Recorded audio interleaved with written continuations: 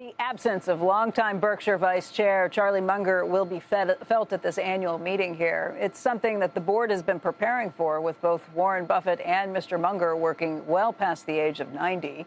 Joining us right now with what is ahead for Berkshire Hathaway is the company's lead director, Sue Decker. Sue, great to see you. Great to see you, Becky. So this is a different meeting, and it does have, I think, shareholders focused on what the future brings for Berkshire Hathaway. Where are you all in terms of the board on all of this? How are things going, and what do you think about this this year? Do you mean as it relates to Charlie? Yeah, Charlie not being here. Yeah, well, first of all, it's sad. Yeah. He's, a legend, and also I've worked with him closely on the Costco board as well as Berkshire, so it's sad. But I do think that Warren wrote in the annual report a lot about his being an architect of Berkshire. And I think what that means is that he's left a blueprint that guides us in decision making. So he may be absent, but his impact will go on forever. And I think that so his seat will be empty, but I think he's all around us. He's in the air that we breathe. He's in the DNA of Berkshire. Yeah. What sort of things come to mind when you think about the blueprint that he laid out? What sort of rules or Charlieisms that you kind of keep in mind as a board member? Well, I think one is just the old ABCs, the absence of arrogance, bureaucracy, and complacency that he tried to instill when he talks about how you should run a business, and the ills that grip a lot of other companies when they don't do that. He's always been, an advocate for frugality, for ethics.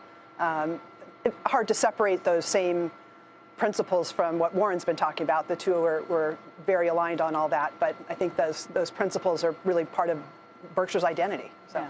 So there are some issues facing Berkshire Hathaway, and Warren was very clear about it in the letter that he wrote to shareholders this year. Just in terms of disappointments on the earnings, he would point out both Berkshire Hathaway Energy and BNSF. And there are some different problems that are facing each of those sectors, each of those industries, and each of those parts of the company. When it comes to the energy front, how do you kind of look at the liability that's out there? How do you look at the lawsuits that are being brought, and also this confiscatory nature in regulatory creep in some states? Yeah, I think there's two things to think about when we think about Berkshire Energy. One is just the liability for the wildfires in Oregon, and we've reserved about $2.5 billion. There's not all that on the balance sheet now because we spent some of it, but that's roughly what we estimate the impact will be. Of course, we don't know, but over time, we will become more clear. But I think that's something that Berkshire can easily absorb. I think the bigger question, though, is what does this mean in terms of which Warren wrote about a bit in the annual report, which is that for years and years, the utility business has been guaranteed a rate of return based on a rate base and the regulatory framework. A partnership with the regulators who say, yes, you should be able to earn a small but decent return. Exactly. If you're going to be investing money on the capital expenditures. Exactly. And so that certain types of capital expenditures can be included in that rate base and others can't.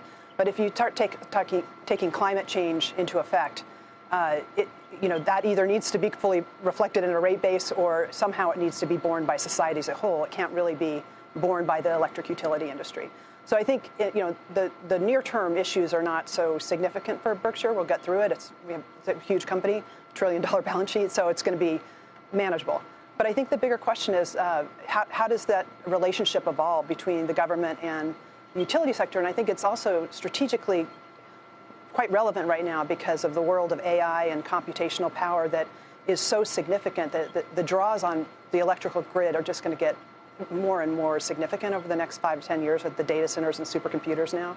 So this needs to get worked out. There has to be otherwise there's going to be a much more risk-averse reaction by the utility industry to invest new capital. And I guess that could be limiting also in terms of what it means for AI and the power of computing down the road, too. Not to mention the EVs that we are planning to be drawing off the grid, too. Absolutely. What type of expenditures would it take to be able to keep up with all of that? Gosh, I don't know, but I'm just look at Q1 for Meta and Google, Alphabet, and Microsoft. I think the collective CapEx in Q1 was $30 billion for those three companies. That's Q1. Yeah. So, and I've read recently that some are predicting that data centers, will cost $100 billion in 2030. So, it's a huge amount of capital that is going to be wanting to go into this industry to help fuel this platform shift to AI. And I think it's important that the regulators figure something out here that will incent the right behavior. Hey, so I've looked through a lot of questions from shareholders, and there are some questions that resurface every year. One of them is the dividend, but that's a question that you hear in more force now, especially as people start to wonder, what is the ability of Berkshire to be able to invest and beat the S&P 500? As the numbers get bigger, it's tougher and tougher. A law of large averages, it's hard to find deals that really move the needle for Berkshire. Do you all talk about a dividend potentially? Because even Warren in the letter this year says, we don't pay a dividend right now, which I think made people question, okay, is he opening the door for one down the road? Well, I think down the road is a long time and anything could happen. I think so far, clearly, the issue that it's getting harder to generate uses for all the cash is not brand new. And so back in, I think it was 2019, we started doing more systematic share repurchases for the first time. There had been some episodic ones with families and things like that before.